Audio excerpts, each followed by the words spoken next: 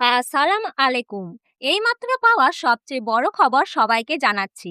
অগ্রিম ঈদ মুবারক। আর মাত্র সময়ের অপেক্ষা, তারপরেই শুরু হতে যাচ্ছে 2026 সালে পবিত্র ঈদুল ফিতর। সবার মনে এখন একটাই প্রশ্ন, এই বছর 29টি রোজা হবে নাকি 30টি? এছাড়া বাংলাদেশ ও ভারতে 2026 সালে কবে পালিত হতে পারে পবিত্র ঈদুল ফিতর? এই মুহূর্তে সৌদি আরব থেকে রোজার ঈদ নিয়ে কি খবর এসেছে, এই বিষয়ে আরো বিস্তারিত জানতে হলে ভিডিওটি সম্পূর্ণ দেখতে থাকুন। আর আপনি কোন জেলা থেকে এই খবরটি দেখছেন অবশ্যই কমেন্ট বক্সে লিখে জানিয়ে দিন। আর সবার আগে সবার প্রথমে সঠিক খবর জানতে আমাদের চ্যানেলটি সাবস্ক্রাইব করে পাশে থাকুন। এবার জেনে নিই এক নজরে। পবিত্র ঈদুল ফিতর মুসলমানদের অন্যতম বড় ধর্মীয় উৎসব। এই মাসে রোজা রাখার পর এই দিনটি আনন্দ ও কৃতজ্ঞতার মধ্যে উদযাপিত করা হয়। রহমান মাস এখন শেষের দিকে, তাই সবার আগ্রহ একটাই, এবার ঈদুল ফিতর কবে হবে?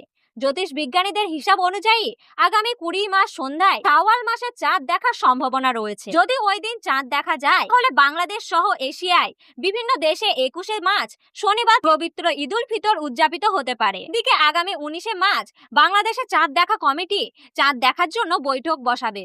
যদি চাঁদ দেখা না যায় তাহলে রহমান মাস 30 দিন পূর্ণ হবে। সেই ক্ষেত্রে 21 মার্চ শনিবার পবিত্র ঈদুল ফিতর উদযাপিত হওয়ার সম্ভাবনা রয়েছে।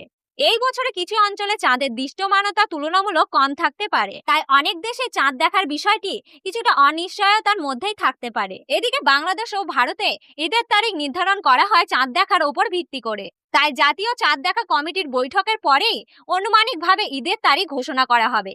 দেশের বিভিন্ন স্থান থেকে চাঁদ দেখার তথ্য সংগ্রহ করে কমিটির এই ঘোষণা দেয়। তাই চাঁদ দেখার উপর নির্ভর করেই চূড়ান্তভাবে নির্ধারিত হবে 20 মার্চ নাকি 21 মার্চ দেশে উদযাপিত হবে পবিত্র ঈদুল ফিতর। আরো বিস্তারিত জানতে হলে আমাদের চ্যানেলটিকে সাবস্ক্রাইব করে রাখুন।